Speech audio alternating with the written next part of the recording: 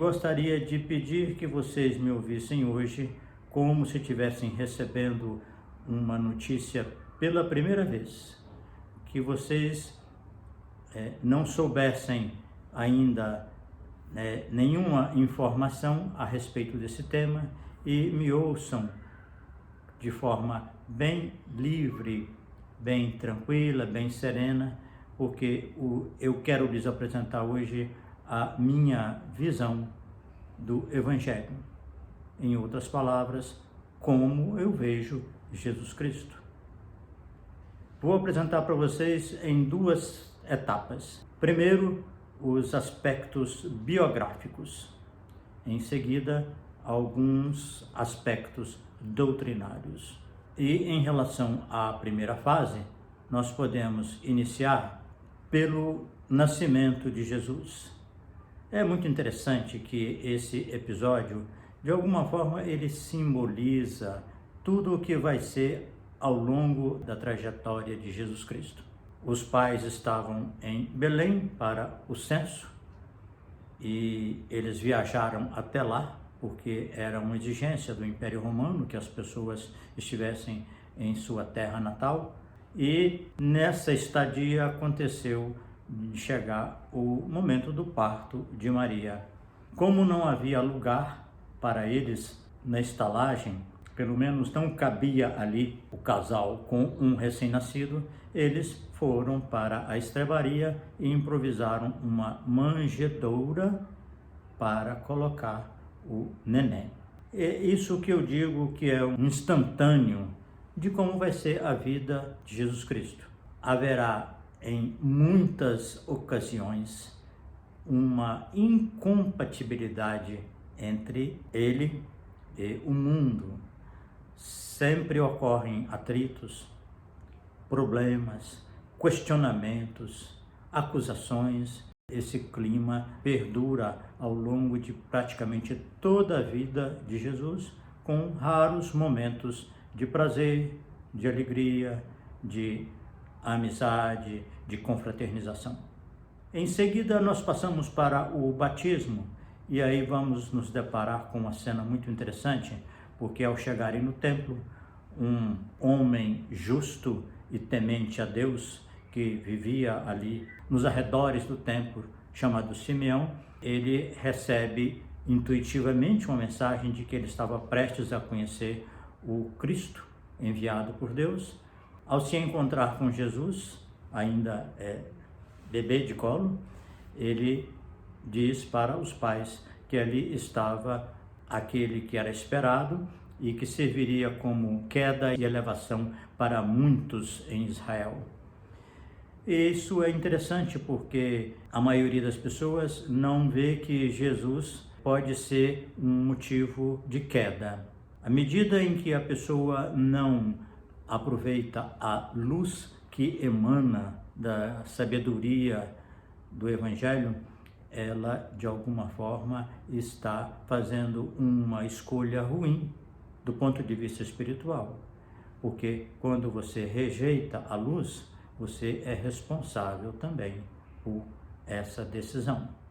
Sigamos adiante, chegamos ao período em que José é avisado em sonhos que ele precisava sair com a família para o Egito, porque Herodes estava procurando a criança para matá-la. Então eles vão rapidamente, ficam algum tempo no Egito e acontece realmente o assassínio das crianças abaixo de 2 anos por ordem de Herodes. E depois de um certo tempo, José se sente avisado de novo que podia retornar e eles regressam para Nazaré. Daí a alguns anos nós vamos encontrar Jesus no templo. A família foi até Jerusalém para a Páscoa e na volta o garoto não retorna com a caravana e ao ficar em Jerusalém ele vai para o templo. Então os pais procuram por ele durante 3 dias e só depois é que vão achá-lo. Nesse momento é muito interessante que Jesus está discutindo com os doutores da lei a respeito das passagens bíblicas. Ele demonstra com isso que ele tinha se identificado com os sacerdotes. A impressão que eu tenho é que Jesus viveu uma crise de adolescência curta, mas intensa, e ele demonstra que aquela era a turma dele, as pessoas, o local com quem ele tinha se identificado, a ponto dele dizer para a mãe: não sabias que me convém cuidar dos negócios do meu pai?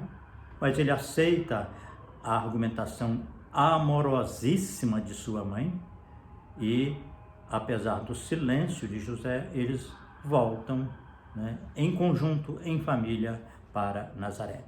O próximo passo que vale a pena destacar é quando Jesus já estava morando em Cafarnaum e começando a fazer a sua atividade pública, as curas, se sobressaindo junto à população, mas ele faz uma visita a Nazaré e vai ao templo, e lá o sacerdote pede a ele que faça a leitura, e era hábito que a pessoa pegasse um pergaminho ao acaso, lesse e fizesse algum comentário. Jesus lê um trecho de Isaías, dizendo aproximadamente assim: eis que o Senhor me ungiu para evangelizar, e vai seguindo um trecho, a leitura, e quando ele termina, ele devolve o material para o sacerdote. Todos estão olhando para ele e ele diz: eis que hoje se cumpriram essas palavras em vossos ouvidos. Ou seja, ele se anuncia como sendo o Messias previsto por Isaías. A reação não foi boa. Eles começaram a questionar, a dizer que, mas não é esse o filho do carpinteiro, de onde lhe saiu tanta sabedoria, e por aí, até que chega num ponto, e Jesus responde, Jesus argumenta, ele já estava ali na plenitude das suas qualidades, que iriam acompanhá-lo ao longo de toda a sua trajetória, e então, assim, sempre se propondo ao diálogo, sempre conversando, e ele acaba apresentando fatos que mostram que nem sempre os judeus agiram da forma correta como era de se esperar. Então eles pegam pedras para atirar nele, pegam Jesus e sobem até o cume do monte onde a cidade estava edificada e pretendem precipitá-lo. Entretanto, Jesus passa no meio deles e vai embora. Então, assim, eu estou mostrando como as circunstâncias sempre foram muito difíceis, muito trabalhosas, árduas. Sempre Jesus lidou com tensão no meio onde ele viveu. Em seguida, podemos fazer um foco na questão com os familiares. Foi tranquila a vida em família? Olha, aparentemente não, porque José nunca mais é citado no Evangelho. Depois daquele episódio de Jesus no templo aos 12 anos, não há uma única referência à figura de José. Numa ocasião em que ele estava pregando lá na cidade, provavelmente em Jerusalém já, as pessoas dizem: olha, sua mãe e seus irmãos estão lá fora te procurando. E ele responde: quem é minha mãe e meus irmãos, senão aqueles que fazem a vontade de meu Pai que está nos céus? Mas essa resposta aí já sinaliza com a possibilidade de que eles estivessem distantes entre si. Porque para a mãe chegar no local com os irmãos e mandar chamá-lo é sinal que não havia proximidade, não havia parceria. E Jesus mostra isso, ele escancara esse distanciamento, perguntando: quem é minha mãe e meus irmãos? Outro relacionamento muito importante ao longo da vida foi com os apóstolos. Pedro é uma figura singular e vai ser destacado como líder do grupo por Jesus Cristo. Entretanto, Pedro oscila entre ser aquele que diz que Jesus Cristo é o Cristo, Filho do Deus vivo, para daí a pouco falar que não vai permitir que Jesus seja levado para o seu sacrifício. E Jesus tem que falar com ele de uma forma muito enérgica: para trás de mim, Satanás. Na véspera da prisão, Jesus adverte a Simão Pedro que ele vai negá-lo 3 vezes naquela noite. Temos aí que a principal figura do grupo de auxiliares é uma figura ainda instável, que vai dar trabalho, inclusive depois na ressurreição, quando Jesus volta para fazer uma sessão terapêutica magnífica, em que ele vai induzir Pedro a dizer que o ama 3 vezes, de maneira que neutralizam as negações e permitem que ele se liberte da culpa para ser o grande trabalhador durante algumas décadas. Alguns momentos aparentemente de alegria aconteciam quando Jesus encontrava-se com Marta, Maria e Lázaro. Ele ia até Betânia, que ficava pouco distante de Jerusalém, e lá ele viveu momentos de descontração, de amizade, de afeto, e permitiram depois que acontecesse a ressurreição de Lázaro. Lázaro tinha morrido já fazia 3 a 4 dias e, no entanto, Jesus chegou, o chamou e ele retorna à vida. Tudo indica que isso foi possível porque existia um vínculo muito forte de afeto entre Lázaro e Jesus Cristo. E entre Jesus Cristo e Lázaro, naturalmente. E com os homens públicos, e nós podemos destacar alguns poucos que eram principais na sinagoga: Nicodemos, José de Arimateia, alguns tribunos que procuraram Jesus Cristo, todos eles foram sempre recebidos com muito acolhimento, com boa vontade.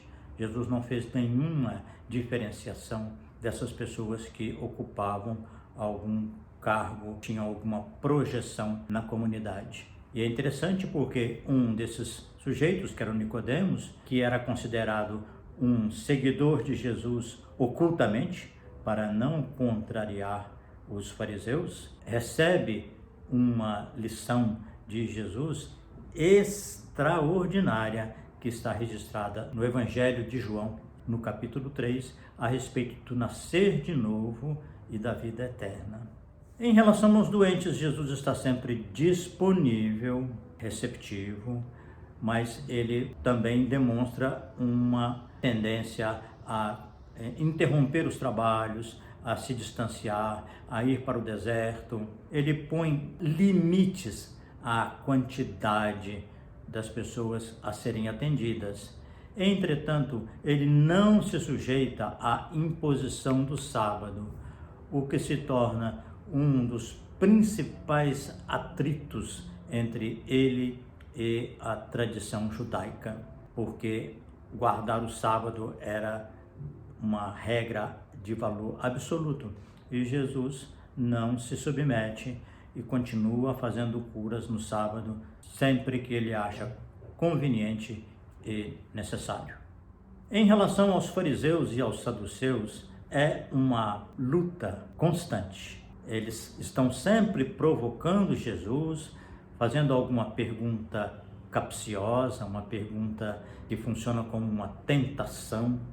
Existe aquele clássico episódio deles pegarem uma mulher em adultério, pegar no ato e levam para ver qual vai ser a postura de Jesus, ou que eles confrontam se deve pagar tributo ou não, colocando Jesus numa situação muito delicada, porque ou ele agrada os romanos ou ele agrada os judeus. Esse tipo de pressão eles fazem assim rotineiramente. Então, em relação à mulher adúltera, ele dá uma lição esplêndida de como a gente deve agir perante as faltas, perante os erros alheios, para ser o primeiro que atire pedras aquele que estiver sem pecado, aquele que estiver sem erro, que que não tenha feito nada contra a sua própria consciência.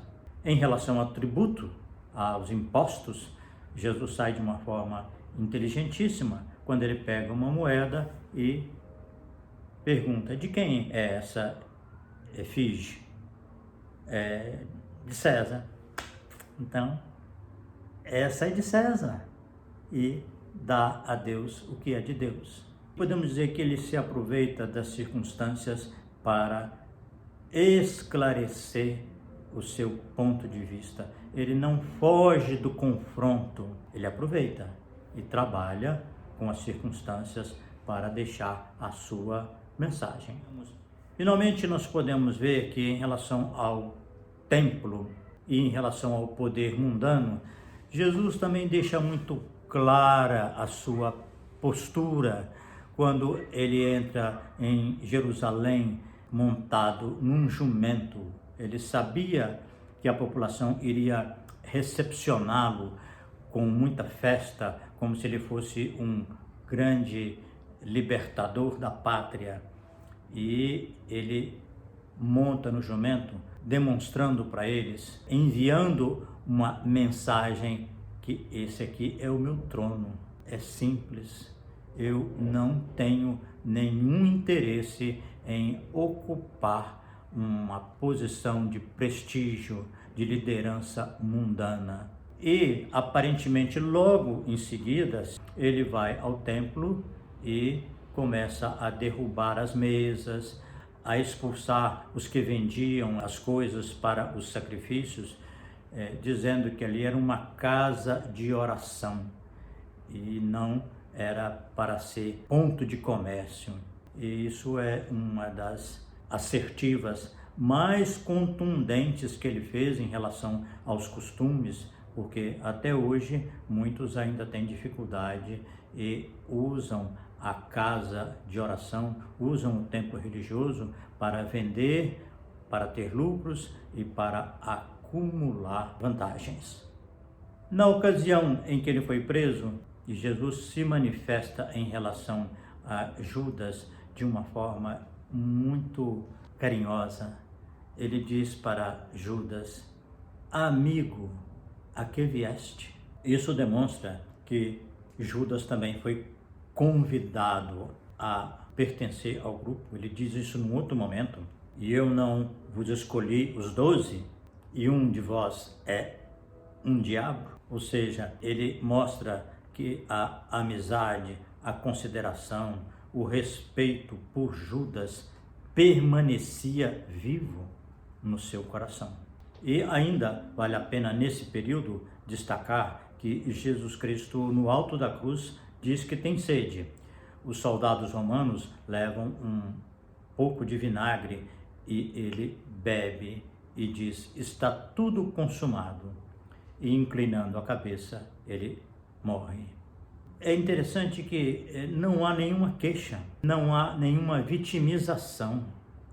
Lhe deram vinagre para amenizar a sede dele e pronto, está consumado, está resolvido.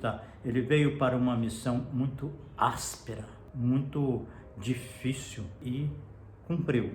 Na ressurreição, eu vou destacar o último detalhe biográfico, em que Jesus se manifesta para Maria Madalena e diz para ela: vai até meus irmãos e diz-lhes que eu subo para meu Pai e vosso Pai, meu Deus e vosso Deus. Vejam quanta generosidade, porque o Deus de Jesus Cristo é um Deus com quem ele comunga e que está com ele. Ele mesmo diz: o Pai não me deixa só, porque eu faço apenas o que lhe agrada. Esse Pai que ele diz que é nosso também, é ainda um Pai que nós não conseguimos ter a mesma intimidade, a mesma confiança, mas ele, por seu amor por nós, diz, para os apóstolos, que é meu Deus e vosso Deus. Com isso nós encerramos um levantamento biográfico em que me parece importante realçar a luta do começo, do nascimento ao fim. Jesus teve poucos momentos de alegria, de prazer, de descontração.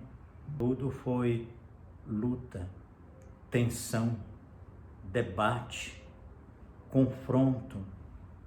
E em muitas ocasiões ele teve que desaparecer no meio dos agressores porque não era ainda um momento. Aparentemente, ele só se deu por vencido quando chegou a um nível das autoridades daquela época. Quando o seu caso foi tratado pelo sumo sacerdote e pelo representante de Roma, é que ele não mais desapareceu no meio dos agressores e nem negou-se a dar as informações. Quando o sumo sacerdote lhe pergunta: "Tu és o Cristo?", ele não tem dúvida e assume que era realmente o Cristo e que em breve iriam vê-lo à direita do poder, ou seja, ele estaria indo para o céu. E com Pilatos, ele também foi claro e o representante de Roma mostrou a sua incapacidade de acompanhar o discurso, perguntando ainda o que é a verdade, sendo que Jesus já tinha acabado de dizer para ele o que era a verdade. Eu entendo que Jesus proporcionou a Pilatos um exercício prático a respeito da verdade. Quando ele pergunta para Pilatos se a opinião a respeito dele ser o rei dos judeus era dele mesmo ou por causa de outras pessoas, porque nós podemos entender que a verdade está na consciência, no foro íntimo, em seu próprio juízo, e não nas aparências, nem nas evidências. Então, com isso, nós encerramos a parte biográfica e, diante desse material, nós podemos seguir adiante na segunda parte. Vamos conversar sobre a doutrina de Jesus.